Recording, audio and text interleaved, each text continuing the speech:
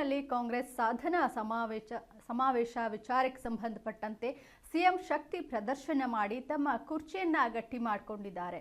ಈ ಮೂಲಕ ಪಕ್ಷದ ಹೈಕಮಾಂಡ್ಗೆ ಸಿಎಂ ಸಂದೇಶ ರವಾನೆ ಮಾಡಿದ್ದಾರೆ ಅಂತ ಹುಬ್ಬಳ್ಳಿಯಲ್ಲಿ ಮಾಜಿ ಸಿಎಂ ಸಂಸದ ಜಗದೀಶ್ ಶೆಟ್ಟರ್ ಹೇಳಿದ್ದಾರೆ.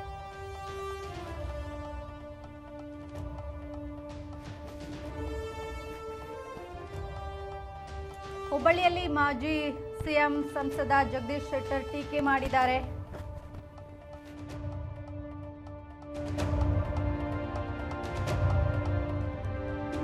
ಸಿಎಂ ಶಕ್ತಿ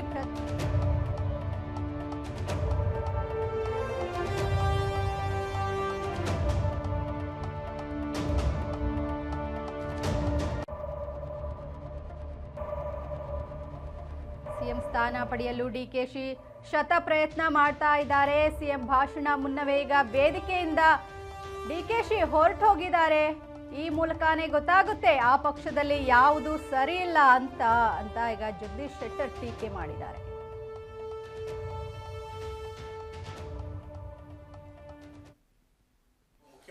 ನಾನು ಮೊದಲಿಂದ ಹೇಳ್ತಾ ಇದ್ದೇನೆ, ಕಾಂಗ್ರೆಸ್ನೊಳಗೆ ಎಲ್ಲವೂ ಸರಿ ಇಲ್ಲ, ಇನ್ ಫೈಟಿಂಗ್ ನಡೀತಾ ಇದೆ. ಮತ್ತು ಈ ಒಂದು ಮುಖ್ಯಮಂತ್ರಿ ಸ್ಥಾನ ಡಿ.ಕೆ. ಶಿವಕುಮಾರ್ ತನಗೆ ಪಡ್ಕೊಳ್ಬೇಕು ಅನ್ನುವಂಥ ಹಿನ್ನೆಲೆ ಇಟ್ಕೊಂಡು ಭಾಳ ದೊಡ್ಡ ಪ್ರಮಾಣದಲ್ಲಿ ಪ್ರಯತ್ನ ಇದೆ. ಹೊರಗಡೆ ಇಲ್ಲಿ ಹೇಳ್ತಾ ಇಲ್ಲ. ನಿನ್ನೆ ಮಧ್ಯದಲ್ಲೇ ಸಿದ್ದರಾಮಯ್ಯನವರು ಇನ್ನೂ ಸ್ಪೀಚ್ ಸ್ಟಾರ್ಟ್ ಮಾಡಿಲ್ಲ, ಅದ್ರ ಮಧ್ಯದಲ್ಲಿ ತಮ್ಮ ಸ್ಪೀಚ್ ಮುಗಿಸಿ ಅವರು ಅಲ್ಲಿಂದ ಹೊರಟು ಹೋಗಿದ್ದು ನೋಡಿದರೆ, ಅವ್ರ ನಡವಳಿಕೆ ನೋಡಿದರೆ ಎಲ್ಲವೂ ಸರಿ ಇಲ್ಲ ಅಂತ ಇದು 100% ಸಿಗ್ನಲ್ ಸಿಗ್ತಾ ಇದೆ. ಆ ಹಿನ್ನೆಲೆ ಇಟ್ಕೊಂಡು ಇನ್ ಫೈಟಿಂಗ್ ಸ್ಟಾರ್ಟ್ ಆಗಿದೆ.